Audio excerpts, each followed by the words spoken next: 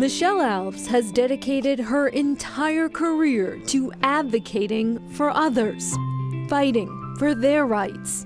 There's just something about standing in a courtroom and arguing on behalf of somebody. It's just honor, I guess, to stand up and speak for people who can't speak for themselves. It sounds like a good September trial, if you ask Alves me. serves as a Rhode Island assistant public defender. It's like a puzzle. I love puzzles. It's just putting together a puzzle all the time. Now she faces the fight of her life, this time for her own. I was in the midst of a murder trial, and I was making an argument, and I happened to look down at some notes I had written, and I couldn't read them. Well, I thought that there was something wrong with my eyesight. That's all. I went in, they dilated my eyes, they gave me a field of vision test, and they said there's something neurologically wrong with you, and you need to go to the hospital right away. Went into MRI, and then the doctor came out and he apologized and said that I had a high-grade glioblastoma. Glioblastoma is the most aggressive form of cancer that originates in the brain and has a poor prognosis for long-term survival. These tumors are so aggressive that a subset of them will double in their size within 5 days. Most of the time, they double within about a month.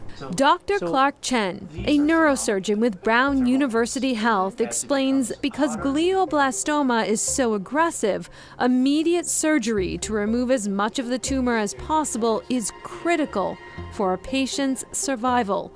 In Michelle's case, the original surgery only removed the center portion. Nodule 1 and nodule 2. Michelle was interested in treating these two nodules as a way of maximizing her chance of fighting this cancer. So what we opted to do was to use a minimally invasive procedure whereby we insert laser fibers into the tumor and use heat that results from the laser activation to destroy the tumor. Just a 3-millimeter incision, and recovery time is just days.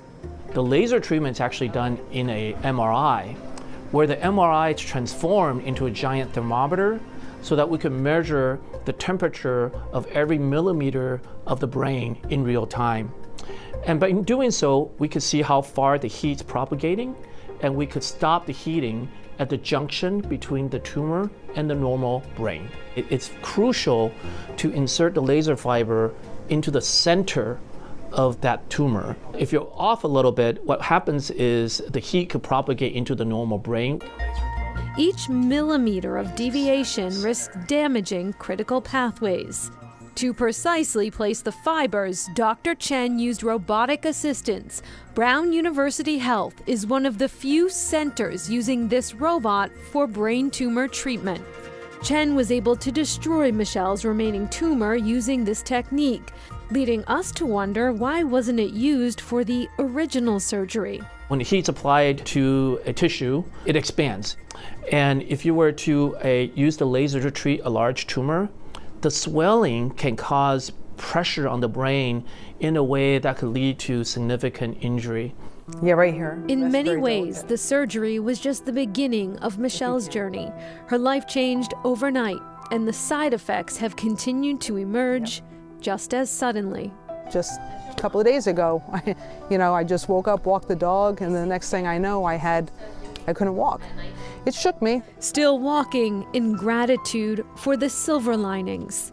There is no blessings in any of this. That's the word, that's not a word. But there are gifts if you choose to find them. Among them, her incredible support system. At home with her spouse, Andrea. It has certainly been a challenge, but it's she's like the most inspiring human I know. So it makes stuff kind of easy. Because she's every day, if I'm like, oh my God, I can't do it today, I can't go to work, I don't want to. I'm like, well, she's doing it, so come on, buck up. You gotta go do something. And her home with colleagues. It's a real family around here. She still goes to work every day. People are surprised to see me sometimes because I think that they think that, with the diagnosis that you are, going to be absent from society. You can let it win or you can fight. Her purpose keeps her going, and the promise of new advancements keeps hope alive. So hopefully someday they'll find this while I'm still here. They'll figure out a way. Her lifetime as a fighter fuels her strength. Find your support, find your fight, and just don't give up. And if you think you are going to give up, just look me up.